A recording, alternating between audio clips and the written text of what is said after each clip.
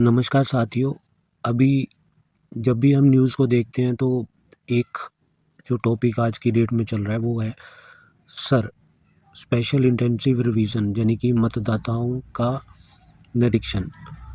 ये अभी हमारे इलेक्शन कमीशन ऑफ इंडिया के द्वारा चलाया जा रहा है।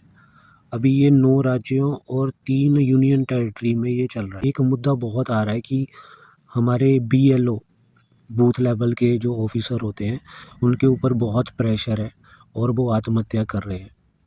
अभी अगर बिहार की इलेक्शनों को देखें तो ये मुद्दा विपक्ष ने बहुत उठाया था कि अ, ये सर की प्रक्रिया नहीं होनी चाहिए। इवन राहुल गांधी जी ने इसके ऊपर 16 दिन की वोटर अधिकार यात्रा भी निकाली थी। मगर अभी सबसे बड़ा जो अगर आपने सुनी है या नहीं, जो हमारे चीफ जस्टिस हैं सूर्यकांत जी, उन्होंने एक तीखी प्रतिक्रिया दी है विपक्ष के वकीलों को कि आपने बोला कि लाखों लोगों के वोट कटे बिहार इलेक्शन में, मगर एक भी मतदाता कोर्ट में या कहीं नहीं आया जहाँ हमें दिखा नहीं जिसने ये बोला हो कि उसका वोट काटा गया है।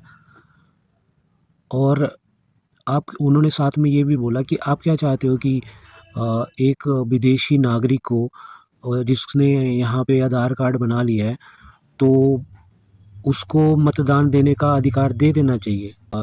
उसके अलावा जब हम अ, बंगाल को देखते हैं, बाकी चलो राज्य और केंद्र शासित जो हैं वहाँ पे तो सर की प्रक्रिया चल रही है, मगर बंगाल क्यों स्पेशल है?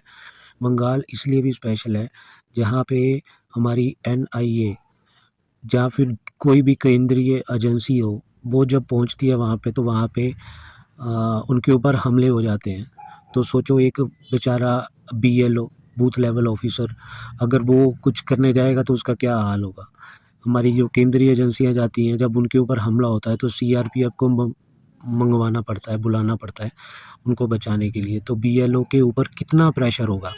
तो ये अगर तृणमूल कांग्रेस कहती है कि बीएलओ के ऊपर प्रेशर है, तो ये सच है कि उसके ऊपर प्रेशर रहेगा, क्योंकि क्या पता हमला ना हो जाए अगर वो जाए। और अगर अभी एक और बात सुनने में आ रही है कि अ, बॉर्डर के ऊपर वेस्ट बंगाल में कई मोहल्ले खाली हो गए हैं। अब ये बोला जा रहा है कि वहाँ पे घुसपैठिए थे जो इस सर की प्रक्रिया को सुन के भाग रहे हैं, और बॉर्डर पे भी कई फ़ोटोज़ आई हैं न्यूज़ में कि काफ़ी बॉर्डर पे भीड़ हो गई है।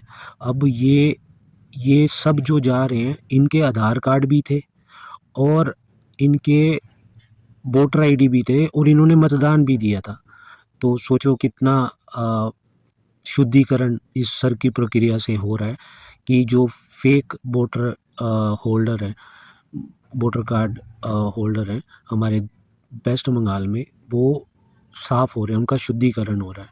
इसमें एक और बात है कि अ, मिसमैच अभी इलेक्शन कमीशन ने जब इस सर की प्रक्रिया चल रही है तो मिसमैच वोटर लिस्ट में आ रहा है। लास्ट टाइम जब 2002 में के आसपास इसका सर की प्रक्रिया हुई थी और अब 22-23 साल के बाद इस प्रक्रिया को किया जा रहा है, तो ये सुनने में आ रहा है कि एक्सपेक्टेड जो वोटर जिनके मतदाता हैं, वो लगभग 6.57 करोड़ होने चाहिए, मगर है कितने हैं? 7.61 करोड़। तो इतना मिसमैच आ रहा है, 1.04 करोड़ का मिसमैच आ रहा है। तो ये सब कहीं न कहीं फेक वोटर कार्ड होल्डर हैं। इलेक्शन कमीशन ने सब पार्टियों को ये सलाह दी है कि बीएलओ का काम है डेथ जिनकी मतदाताओं की हो रखी है या शिफ्ट हो रखे हैं या जिनके डुप्लीकेट वोट हैं, उस उनको अपना काम करने दें और कोई भी उनको इन कामों को लेके ना धमकाया जाए।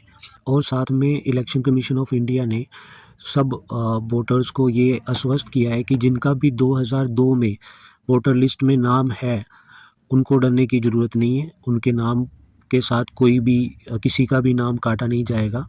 तो ये हमारा फ़र्ज़ बनता है सब नागरिक का, भारतीय नागरिक का, कि हम अपने बीएलओ का सहयोग करें और इस जो शुद्धिकरण की प्रक्रिया चल रही है, मतदाता शुद्धिकरण की, इसको सही तरीके से पूरा कराया जाए और एक फ़ेयर चुनाव हो, यही हम आशा करते हैं। जय हिंद, जय भारत।